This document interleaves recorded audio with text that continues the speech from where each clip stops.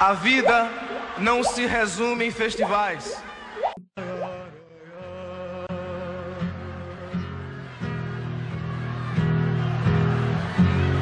Caminhando e cantando e seguindo a canção, somos todos iguais, braços dados ou não, nas escolas, nas ruas, campos, construções.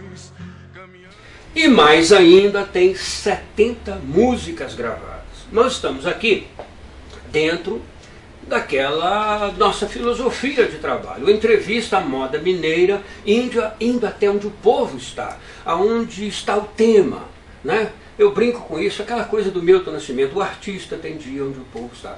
Jorge Fernando está aqui.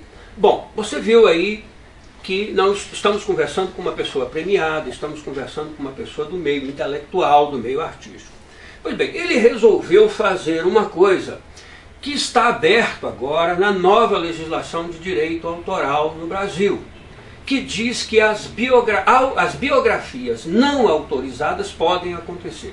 Eu vou te dar um parâmetro de como é que isso acontece. Nos Estados Unidos ninguém pede nada para falar de ninguém não. Barack Obama tem 87 livros publicados sobre a vida dele. Alguns vendem mais, outros são caça-níqueis, outros não têm o menor cabimento, outros com mais ou menor credibilidade.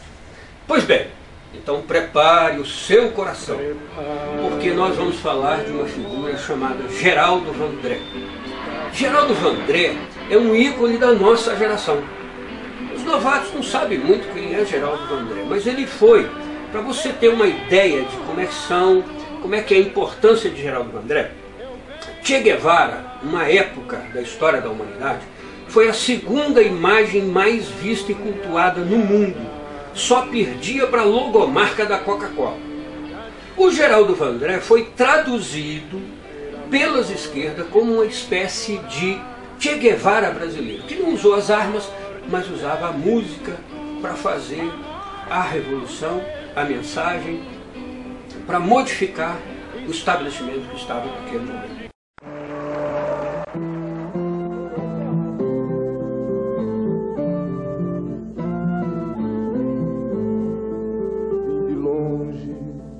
Vou mais longe, quem tem fé vai esperar, escrevendo numa conta pra junto a gente cobrar.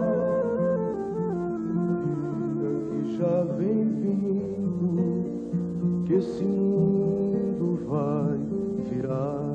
Aí, Jorge Fernando dos Santos resolve então agora, já está no prelo, como dizia antigamente, já está pronto, negociações com a editora, para trazer para nós uma biografia não autorizada de Geraldo Vandré. Ok? Jorge Fernando, como nasceu essa ideia? Como é que você começou a pensar, bom, eu vou escrever sobre Geraldo Vandré? Isso, parece que você já fez outras biografias, não, né? Não, a primeira biografia. Então você fugiu da sua linha de atuação. Você é contista, você é romancista, você escreve peças de teatro. Exatamente. Então vamos lá, como é que nasceu? Olha, na verdade, como jornalista, eu escrevi muitas histórias de muitos personagens, fiz entrevista com muita gente importante, sobretudo os meios artísticos. Certo. Agora, a biografia do Vandré, na verdade, eu acho que ela começou em 1979, porque o primeiro texto meu publicado num jornal foi sobre Geraldo Vandré. Certo. Era um concurso no Jornal de Minas, eu ganhei primeiro lugar, e o colunista Gilberto Gonçalves, que se tornou um grande amigo meu, hoje ele mora em Recife, é nascido em João Pessoa, conterrâneo do Vandré. Certo. E ele me chamou para escrever com ele na coluna dele, gostou do meu texto, então eu comecei a escrever sobre música popular. E quando eu queria fazer o meu vestibular, ia ser arquitetura, ele disse para mim, pô, por que você não faz jornalismo? Você já é um jornalista pronto, seu texto é muito bom. Então eu desisti da arquitetura, fui fazer jornalismo, fui fazer na FAF-BH, fomos colegas, contemporâneos, formamos juntos em 1982, 32 anos agora. Somos da pré-história, da pré-história do jornalismo. O tempo voou. Mas naquela época eu já tinha escrito sobre o Vandré, comecei a pesquisar, guardar, voltei ao tema várias vezes. Tive a oportunidade de conhecer parceiros e amigos dele pessoalmente, como Sérgio Ricardo.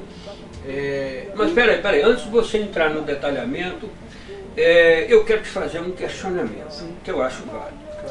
É dito que ele teria dito que ele não aposta muito em biografia, que ele acha que não vale a pena. E você está fazendo uma biografia não autorizada. Você acha que esse é o nosso papel? O jornalista tem que colocar essas histórias para fora, mesmo o cara não querendo? Como é que é isso? Na verdade, em contato com uma amiga e advogado dele, ela me disse que ele não quer biografia e não quer conversar comigo porque ele não autoriza biografia. Certo. Então eu disse a ela, doutora Célia, tão logo o Senado aprove o que já foi aprovado na Câmara, eu pretendo publicar essa biografia, que a história de um homem como Geraldo Pedrosa de Araújo Dias não pertence a ele, pertence ao povo brasileiro. É uma história importante porque conta, paralelo a isso, a história do movimento estudantil, a história dos festivais. Esclarece um período, né? Uma geração toda ficou 30 e tantos anos sem saber o que aconteceu. Né? E o meu livro não fala só dele, paralelo, na contextualização, eu falo do movimento estudantil, dos festivais de música popular brasileira, que foram importantíssimos para a cultura nacional. Sim. Eu falo da alienação que vem depois que o regime militar implanta o AI-5, a partir daí a televisão passa a trabalhar para o regime. Mas os próprios festivais perdem a politização que eles tinham. Exatamente. E a partir daí, a mídia, o consumo, passa a criar uma cultura que aliena o jovem brasileiro da realidade política. Ele fala o tempo todo disso na entrevista que ele deu na Globo News. Mas deixa eu te apertar um pouquinho mais. Você é um homem público, você é um escritor, você é um compositor. Você gostaria que alguém fizesse uma biografia não autorizada sua? Qual seria a sua reação de saber amanhã que o Erivelto, seu amigo, agora eu vou fazer uma biografia não autorizada de Jorge Fernando Santos? Eu nunca tive a pretensão, uma vez numa escola o menino perguntou se eu não escrevia sobre a minha vida. Eu falei, olha meu amigo, a minha vida não tem nada de interessante. Se tivesse eu não era escritor. Porque eu acho que eu vivo no mundo da fantasia, né, como escritor. Mas porque você tem conquistas fantásticas. Eu vi você publicar outro dia que um livro seu chegou a 100 mil cópias de venda. Mais do que isso já. Pois é. O Francisco de Assis, quando implantou 100 mil cópias, foi uma comemoração no mundo espírita. Vender 100 mil cópias não é para qualquer um. Então, nesse aspecto, você é uma celebridade. Alguém pode inventar de escrever a história. Pois mas como eu ia dizer, eu não tenho a pretensão de ser personagem de biografia. Ok. Agora, se você quiser escrever a minha biografia, achar que vende, achar que vale a pena, eu não tenho o que fazer contra você. A não ser que você me calunie, me difame. Sei, aí as quatro paredes. Se você disser o Jorge Fernando é assaltante, ou o Jorge Fernando é ladrão, ou o Jorge Fernando é um picareta, ou o Jorge Fernando... Aí você pode levar um processo. Né? Claro. Agora, eu... Está conceituando, não está contando a história. Exato. Nessa primeira tentativa de fazer uma biografia minha, eu digo tentativa porque ainda não foi publicado, ainda não foi lido, né? Porque eu digo que o livro fica pronto quando alguém lê o livro. Né? Eu tive muito cuidado com isso. Até porque o Geraldo Vandré foi um ídolo da minha juventude. É um ícone nosso. Um ídolo. Eu abri a Calorada em 79, quando nós entramos para a faculdade, Caloradas Independentes, 1979, que foi a primeira vez que o Lula veio aqui, antes de se meter em política, ele era um líder sindical. Era sindicalista. Né? E quando aconteceu aquela famosa greve. Isso. Eu abri a Calorada cantando Geraldo Vandré, o show de Calorada. Né? Tava lá no camarim, um canto, o Breno Milagres, não, eu não vou abrir, todo mundo com o pé atrás, assim, eu abro. E foi aplaudidíssimo, auditório cheio. Para não dizer que não falei da sua. Não, eu cantei uma música minha em homenagem a ele. Ah, tá. Fiz trecho de música dele e apresentei umas 5 músicas e fui embora. Eu tô falando isso porque eu não fui na Calorada, porque eu não queria que raspasse o meu cabelo. Mas eu só fui para aula 5 dias depois, não rasparam, naquela época deixava naquela época também tinha um modelito Che Guevara, barba grande, o cabelo, eu acho que você lembra. Como é que é o nome do seu livro? Geraldo Vandré, o homem que disse não. Ah, interessante. Por quê? Interessante. Porque Geraldo Vandré, Dr. Geraldo Pedrosa, que é advogado assim, ele passou a vida dizendo não. Então eu digo, o biógrafo não tem que condenar nem anistiar o seu biografado. E nem elogiar. A minha função é escrever a história do personagem e quem vai julgar é o leitor. Mas ele, na minha análise da biografia dele, o que acontece? Ele disse não à exploração do pobre pelo rico. Ele disse não a... Contestou o sistema. Sim, ele disse não àquele modelito engajado do CPC. Exatamente. Falou, não, música não tem que estar ligado ao órgão político, a minha música fala é livre. isso agora recentemente. Ele disse não a ser um símbolo revolucionário da música brasileira. Tanto que quando ele entra no auditório, me parece, agora não me lembro, no Teatro Municipal do Rio, não sei, alguém fala, alguém grita assim, alguém fala que ele é reacionário, não sei o quê. Aí ele fala assim, querem que eu vista a fantasia de operário. Isso eu não vou fazer não. Eu não sou. Né? Querem que eu seja revolucionário, isso eu não faço. Né?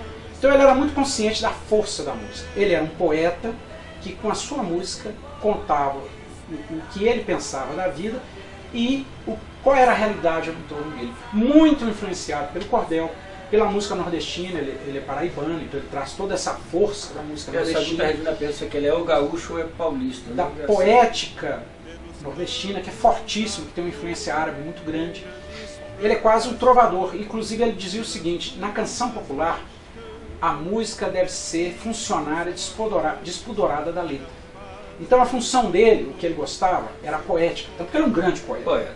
Tanto que as melodias dele são muito simples. Porque ele usava a melodia Fica mal como uma trilha para levar a mensagem poética. Né?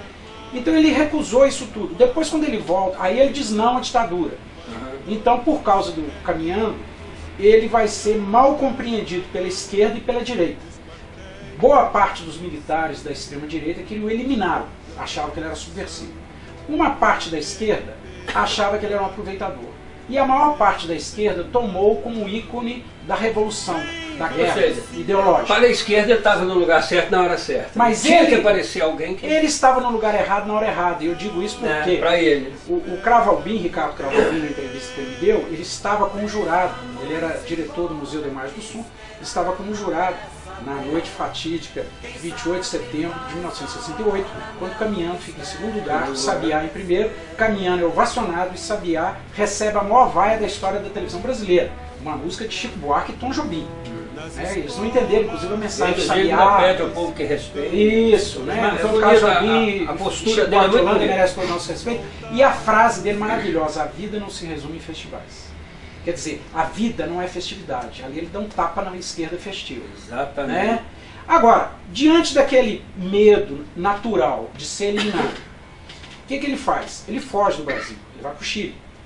Porque o Chile era mais tranquilo, era um país governado pelo Allende, um país socialista democrático, então ele falou, vou para lá até resolver. Ali ele foi para a França, Alemanha, Grécia, Bélgica, aí foi quase deportado, porque ele é pego com haxixe na fronteira da Bélgica com a França, faz um carnaval daquilo, e aí ele volta para o Chile. A esposa dele da época deixa ele, e a Bélgica, o nome dela, uma mulher linda, ele então volta para o Chile atrás dela, e ali ele vai participar de outros festivais, faz parceria com o Manduca, filho do Thiago de Mello. O Thiago também me deu uma bela entrevista. Então o que acontece? O Vandré vai dizendo não. Quando ele entra num processo de alta depressão, de consumo de remédios, tomando choque, para algumas pessoas dizem que ele tomava choque no tratamento psiquiátrico, a mãe dele, que frequentava a sessão espírita na casa de um amigo, conhece um general. Esse general, ele tinha sido ligado ao JK, tinha servido ao Castelo Branco, foi colega de academia dele, e esse general entregou o cargo ao Castelo porque o filho dele era comunista e fez um discurso contra a ditadura e foi preso em Recife, foi solto e em seguida foi preso em Olinda. Esse rapaz era do grupo do Celso Furtado, trabalhava com o Celso Furtado no governo do Jango. O pai dele, obviamente, é um sujeito super ético, entrega o cargo. E esse general frequenta essas sessões espíritas e vê a ansiedade da dona Maria Marta, ela dá notícias do filho que está na pior. Então ele se oferece para trazer o Vandré de volta. Ele fala assim, se não houver nenhuma ordem de prisão e nenhum processo sério contra ele, ele quiser, eu trago ele de volta. Eu garanto ele. E foi o que aconteceu. Porque não havia o processo movido contra Vandré, Dias Gomes, Plínio Marcos, me parece que Cacá Diegues e Ferreira Goulart, se não me engano, no mesmo processo, foi anulado porque não constava na legislação brasileira um item que pudesse condená-los sobre aquela acusação. Então o Vandré volta. Olha, é muito interessante isso que você está colocando, porque para mim, vou repetir, as novas gerações não entendem a importância de determinadas coisas. E você elucida determinadas coisas. Por quê? Houve um maniqueísmo nesse tempo todo. Isso aqui é todo certo, isso aqui é todo errado. E há seres humanos aqui e seres humanos aqui. Isso então um general recupera o cara. Isso que o Vandré fala. Ele fala assim, olha, os militares não eram todos pelo golpe. Exatamente. Tanto que ele Tanto que houve golpe dentro do golpe. E sim, e vários militares foram presos, porque o Partido Comunista era muito forte dentro das Forças Armadas.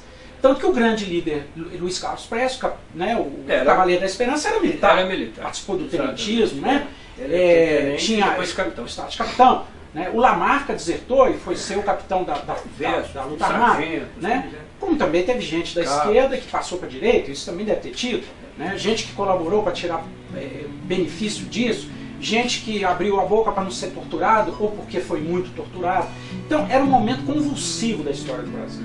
E como todo momento convulsivo, como foi o nazismo, como foi a ditadura chilena e depois a ditadura argentina, enfim, era um momento de muita dúvida, de muita pressão, de muito medo. Você vê, um pouquinho dessa época nós pegamos, né? As ruas cheias de militares, né? A hora que a gente entra na faculdade, aí vem o processo de abertura a partir da greve dos pedreiros de 1979. Exato, e a nossa faculdade era um antro do SNI, você sabe disso. A gente era vigiado. Você lembra que a sala parecia prisão. Tinha uma janelinha, de vez em quando o Bedel olhava pela janelinha porque estava escrito no quadro. E a gente, quando ia beber cerveja na gruta, não sabia nem quem estava do lado da gente. Tinha que tomar cuidado com o que falar. Então, a gente era vigiado. Então o que acontece? O Vandré viveu esse tempo, essa paranoia. E ele mesmo confessa, saí do Brasil por paranoia. Nunca fui preso, nunca fui torturado, nunca fui constrangido. Exatamente. Isso, Vandré nunca foi torturado. Ele fala isso. Ele fala, e os amigos também falam. Carlos Lira e outros dizem que ele não foi torturado. Ele pode ter sido ameaçado, porque a direita pressionava as pessoas. Por que ele sai do Brasil? Porque Caetano e Gil são presos, a DDH dele, então mulher de Caetano, manda avisar o André, foge porque eles querem te matar. O próximo é você. Ele entrou em pânico. Aí os amigos ligavam, a extrema-direita ligava, nós estamos de olho, não sei e tal. Então ele saiu do Brasil. Agora, estratégia do terror. Como é o cara que eu digo que disse não, e ele disse não a todas as homenagens, segundo o Cravo Albim, ele disse não quis prestar o depoimento ao Museu da Imagem do Som. E o Cravo Albim usa uma palavra boa que ele fala assim, caminhando, foi a consagração e a ruína de Geraldo Vandré. Exatamente. Você que é muito ligado em detalhes, Vandré tinha 33 anos, quando a carreira sobe e começa a delirar. Parece a história do Cristo. Vamos esclarecer um pouquinho. Você está citando o nome do Ricardo Cravo Albim é um dos maiores pesquisadores da história da música popular brasileira. Foi muita gente que não sabe. Diretor do Museu da Imagem do Som.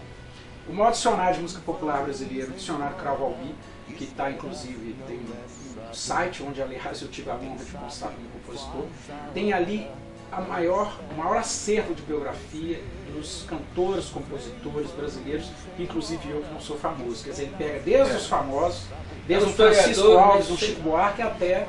É um historiador sem cores ideológicas. Fundamental para a cultura brasileira. O que muito já se falou desse mistério chamado Geraldo Vandré. Você encontrou alguma coisa que não se falou ainda, que não se destacou? Por exemplo, você contou agora a história do general. Eu nunca tinha visto isso, porque a esquerda tem a sua forma de propagandear as coisas. Olha, a esquerda transformou o Vandré num ícone, num líder, coisa que ele nunca fez. Pouca gente sabe que caminhando, ele fez de cima do prédio, assistindo a passeata do Sem Mito.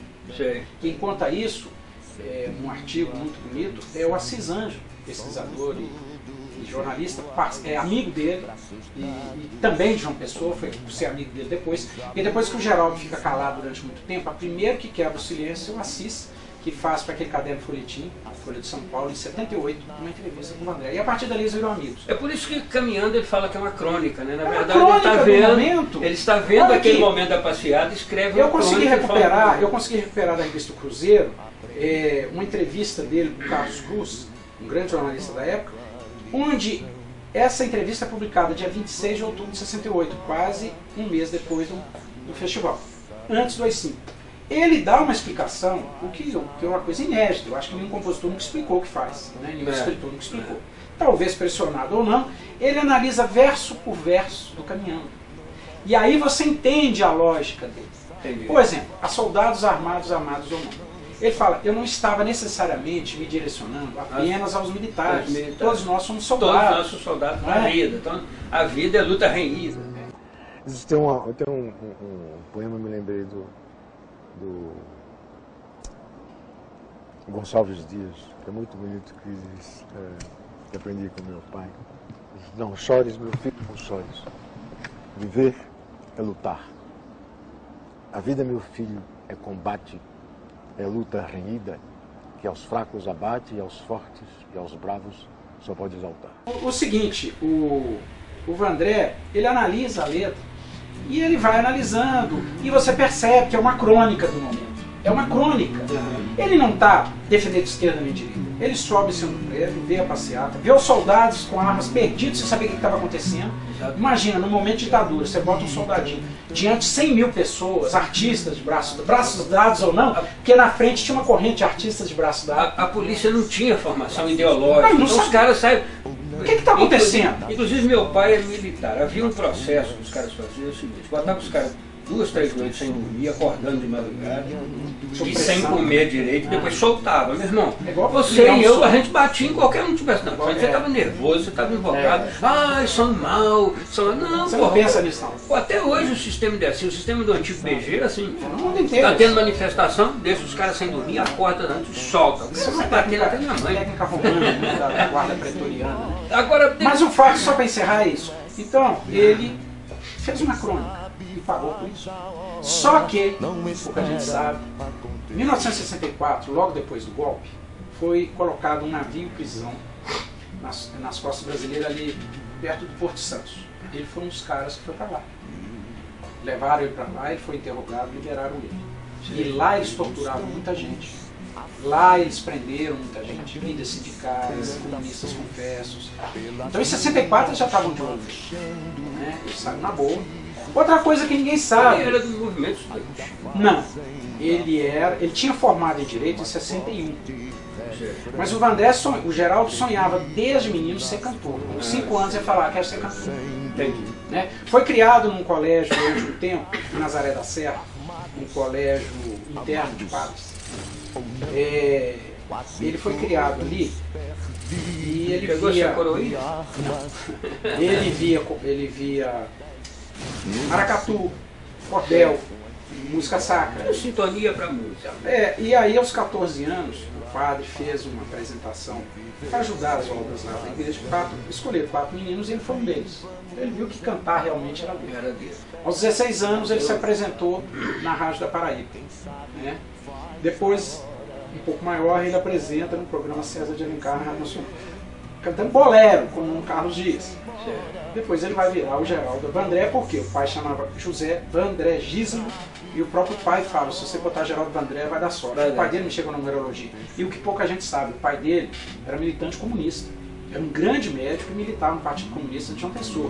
Tanto que ele e o Gregório Bezerra são acusados, na época, de terem incendiado o quartel do 15º Regimento de Infantaria, em João Pessoa, durante a tentativa de o que foi chamado intentona comunista, que os comunistas chamam de Revolta Vermelha, em 1932.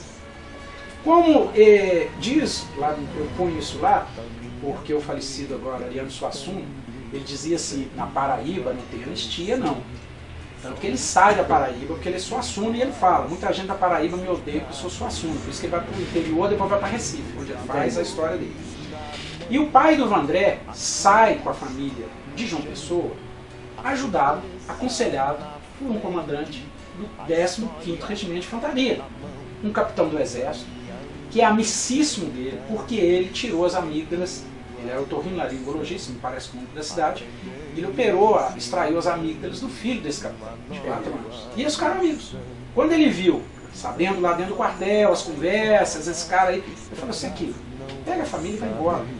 Aí ele vem para Juiz de Fora, e de Juiz de Fora ele vai para o Rio de Janeiro.